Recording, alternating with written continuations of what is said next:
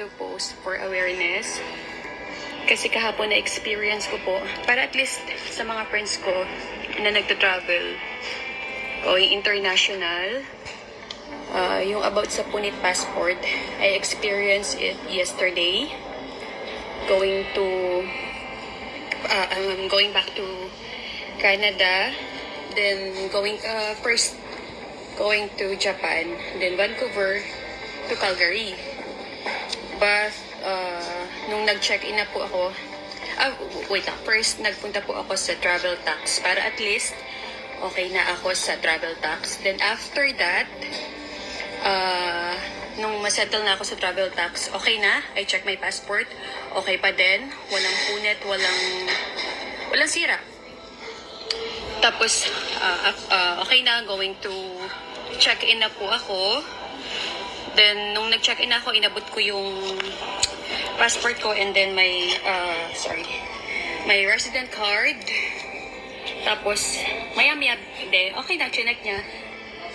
Then, after that, binabalik niya sa akin maya-maya. Sabi niya, Ma'am, but before ko iabot sa kanya, I check my passport.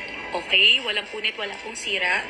Then after that, maya-maya binabalik na niya sa akin. Lalaki po yung nag-assist sa akin, lalaki siya. Well, anyway, doesn't matter kung babae o lalaki, basta siya po yung nag-assist sa akin and I know kilala niya ako, natatandaan niya ako. And then after that po, sabi niya, Ma'am, may sira po ba talaga, may pulit po ba talaga yung passport niyo? Sabi ko, ay, no. Binigay ko sa'yo yan ng maayos, inabot ko sa'yo ng maayos. Okay ang passport ko, walang sira, walang kahit anong punit. And nababasa ko sa FB yan, kasi po, siguro mga 3 days ago, nabasa ko na yung about sa punit passport modus. May isang lalaki na nag-post. Sabi niya, hindi daw siya naka-check-in. As in, sa check-in pa lang po totally, hindi na siya nakalagpas. Kasi nga, parang napunta muna siya sa travel tax to pay. And then after that, bumalik siya sa check-in. Biglang may punit na yung passport niya. So, totally hindi siya nakaraan. So, sabi ko sa kanya, doon sa nag-assist sa akin, sabi ko, no, maayos, okay ang passport ko nung binigay ko sa'yo. Then after that, sabi ko, wag ako, sabi ko, hindi ako pupunta sa, kahit sa, babalik lang ako ng Canada. And then after that, sabi niya, Ma'am, may punit po talaga. Pinakita niya sa akin. Wait lang. Which is totally fine. Which was totally fine nung una. Then, ayan, sorry. I need to cover my passport. Lang po, yung mga details. Then, ayan, kung makita niyo po sa taas, may punit na siya bigla. Ang haba ng punit na, oh. Yan, oh. So, ayan. Then, after that, sabi ko sa kanya, sabi ko, no, wag mukha akong gawin yan. Kasi, kinakompose ko pa din yung sarili ko. Hindi ako nagalit sa kanya, hindi ko siya sinigawan, or hindi ako kumbaga, hindi ako, I didn't make a scene. Sinabi ko lang sa kanya, no, babalik lang ako ng Canada, please don't do this. Sabi ko sa kanya, ganon. And then after that, sabi niya, Ma'am, sira po talaga. So sabi ko, paano mangyayari ngayon? Sabi ko gano'n sa kanya. Tapos, may tinawag siyang kasamahan niya.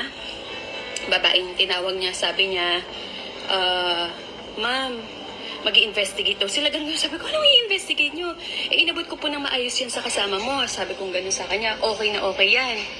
And then after that, parang nag-uusap sila, something like that. So sabi ko, no, hindi pwedeng hindi nyo ako paliparin, babalik lang ako ng Canada.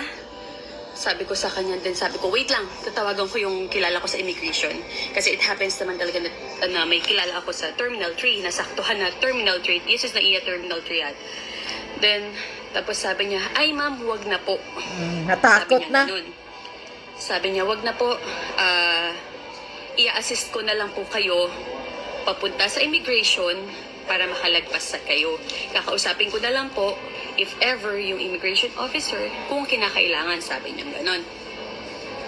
Tapos sabi ko, ito naka-duty siya that time, for those who travel before, di ba, once na naka-duty na yung sa sa check-in counter, doon siya, di ba, hindi siya aalis doon, pero siya, willing siyang umalis doon sa pwesto niya kahit naka-duty siya to assist me. Sabi ko, bakit ka ako? Sabi niya, para po makalagpas kayo sa immigration.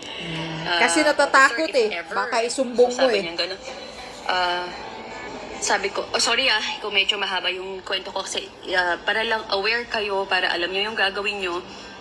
By the way, my case kasi, since nabasa ko na siya mga 3 days ago, yung punit passport modus, hindi ko siya na-inform na dapat pala, bago ko inabot sa kanya yung passport ko, pinakita ko muna na, ayan walang sira yung passport ko, buo yan. Kasi syempre, di ba, nakakahiya naman, baka ma-offend yung mga Ay, check-in wala counter. akong pakialam, Kaya lang, ma-offend wag po kayo. kayong mahihiya. Wag po kayong mag-worry na baka ma-offend yung nasa check-in counter. Yes, kasi tama. po, okay lang yun. Malala ng Para modus ngayon masigurado eh. nyo po na buo yung passport nyo. Or wag nyo pong iiwan or bago nyo iabot sa kanya or kahit sino po, doesn't matter kung sino yung nasa check-in counter, iabot nyo, pakita nyo na, sabihin nyo agad na, ayan buo yung passport ko nang inabot ko sa'yo. Kasi po, I don't know kung ano reason kung bakit nila ginawa yun or ginagawa yun. Pero hindi lang sa akin nangyari. Then nagbasa ako kahapon.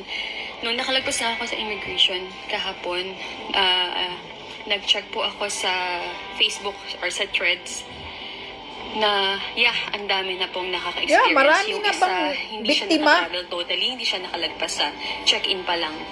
So, ayun, be aware lang. And then after that, so nung pinayagan ako mag-check-in, hindi na nila ako question, hindi na, kasi talagang nilaban ko na sinabi ko, no, buo kong binigay sa'yo yung passport ko and wag ako kasi nabasa ko na yung modus nyo na yan sa Facebook. Sabi kong ganun. Then sabi niya, okay ma'am, sige po, wala na pong problema, ganyan.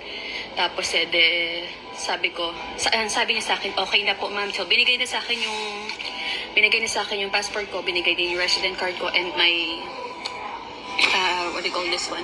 Yung boarding pass, and then okay na. Talagang sinabahan pa niya ako sa immigration. Pero nung in-escortan niya ako all the way there. Pero hindi siya nakipag-usap doon sa what do you call this one? Sa immigration officer, nag-aabang lang siya. Kaya pala siya nag-aabang kasi papapirmahin niya ako. Sabi niya sa akin na, ma'am, pirmahan niyo po. After ko sa immigration officer, by the way, kahit makita ng immigration officer na may punit yung passport ko, okay lang. Pinalagpas pa din ako kasi chinek lang niya yung card ko, resident card ko. Bakit nila pinupunit? I don't know the reason kung bakit nila pinupunit.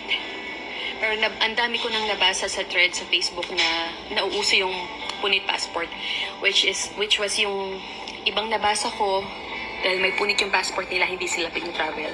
Hindi ko pa alam kung ano yung reason for those people na gumagawa nun. Hindi ko pa alam po yung reason. Pero I'm just posting this for awareness. Para at least aware kayo, especially nang nagte-travel na yung mga OFWs po nating kababayan na bumabalik sa ibang bansa. And yung nagte-travel international, for tourists, ganyan. Kaya nga, anong reason? Bakit pinupunit nila yung passport natin? Ay yung nagta-travel international, for tourists, ganyan, na bago nyo po iabot yung passport nyo, sabihin nyo po muna na, ayan buo yung tama, passport ipakita. ko. Huwag po kayong mahihiya. Kasi ako, nung una nahiya ako, sinabi ko na, hindi ko pinakita na, ayan walang punit yung passport ko. Kasi ayoko nga ma-offend yung nasa check-in counter. Pero please, huwag kayong mahihiya. And even sa travel tax, ganun din po ang gawin nyo. Ipakita nyo din po na okay po yung passport ko, wala po itong punit So, ayun lang. Kasi pag binalik sa inyo, Ayan. Yan na. Isang ebidensya na to. Yan. Ito sa NAIA Terminal sa Manila. Kaya ito ang advice ni ate. Bago nyo ibigay yung passport nyo, sasabihan nyo na yung mga check-in doon, mga demonyong check-in doon na nakahilira, na maayos itong passport ko, walang punit yan, wag niyong gagawin yung modus ninyo.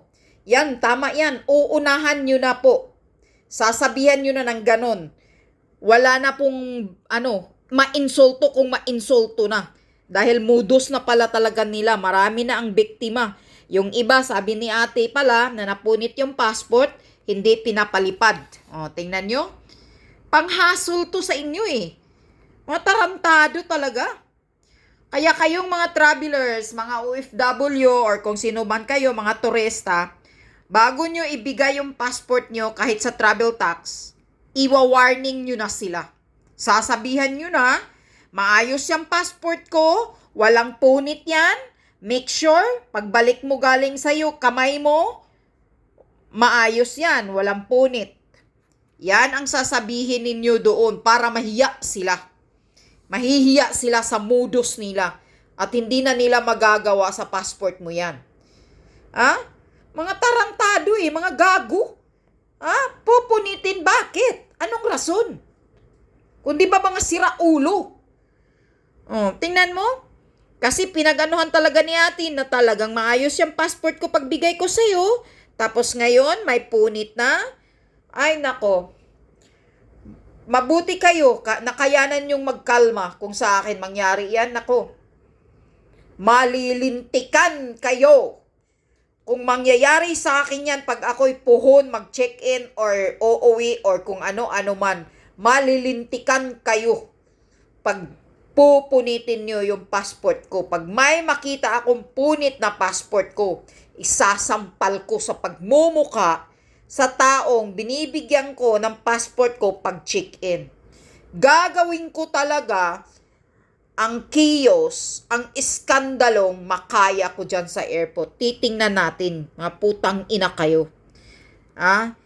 Di kayo gumawa ng maayos dyan sa airport. Kung ano-ano na lang mga modus ang ginagawa ninyo. Mambibiktima kayo. Mga walang hiya kayo. Mga putang ina kayo. Palibhasa ang mga patay gutom kayo. Hindi kayo makapag-travel. Kaya, mang-damage na lang kayo ng passport. Yun?